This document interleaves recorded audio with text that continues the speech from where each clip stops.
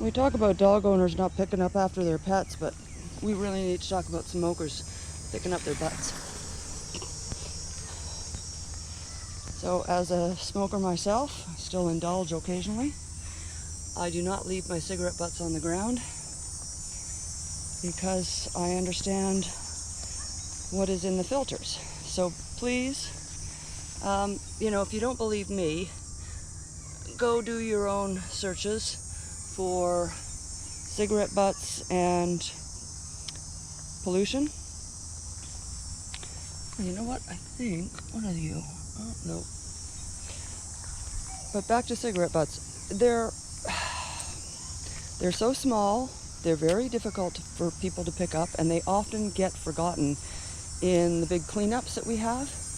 A lot of people just don't want to do it because they are so small, and it does involve bending down. Using a litter grabber is kind of pointless at that point, because that's, you'll spend 5 minutes picking up a single butt sometimes. So instead,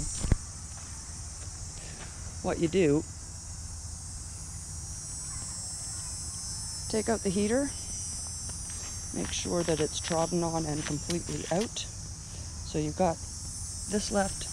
I usually do that because I want to make sure it's out. And then I have a container that I have with me, a metal container, and I chuck my butts in there and then I empty them. Or, as I'm picking up butts, I will be putting them in. So the more you know, the more you can help protect spaces. And, these are really small little things. It just becomes a habit. It becomes so much of a habit that it's probably going to drive you nuts. See? More. I will pick these ones up because I'm en route to a garbage can. I've got the other ones on my way back. Assuming nobody else has. But it is Friday, August 15th. Hard to believe we're already halfway through August.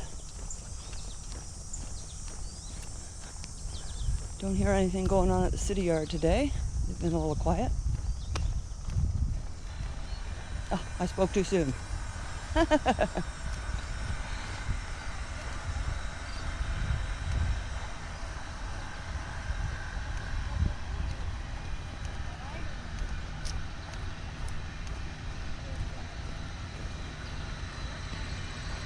Yeah, a lot of stress on the trees this year from the lack of water.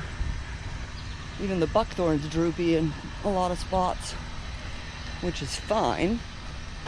If only it was, not to the detriment of this.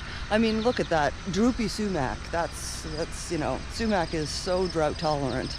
So if it's drooping, you know that we don't have a lot of moisture here. That is retained anyway.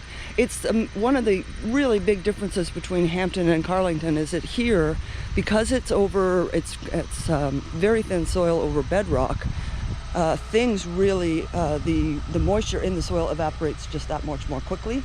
It doesn't necessarily filter through because, again, it's a rock underneath, so unless there's crevices and cracks, it sort of filters through there.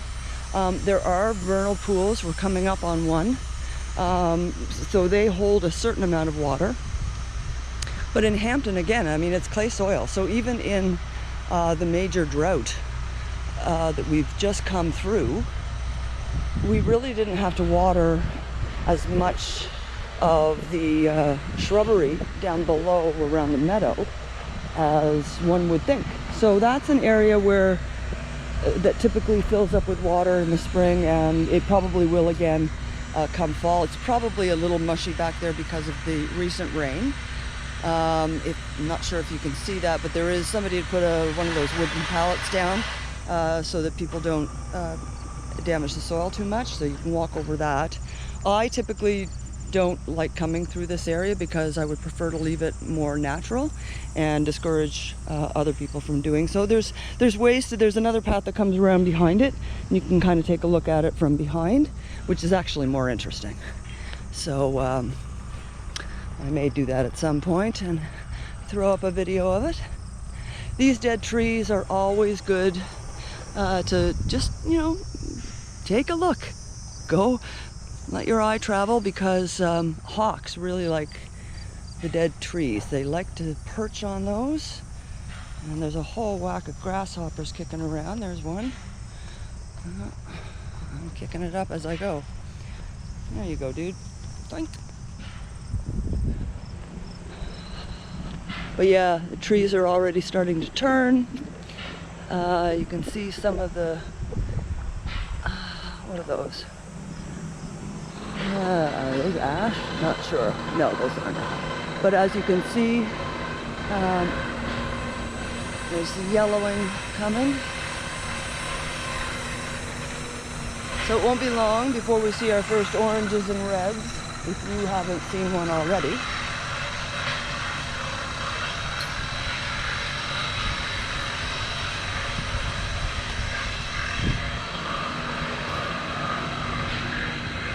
All right, well, we'll take a meander down to the butterfly patch.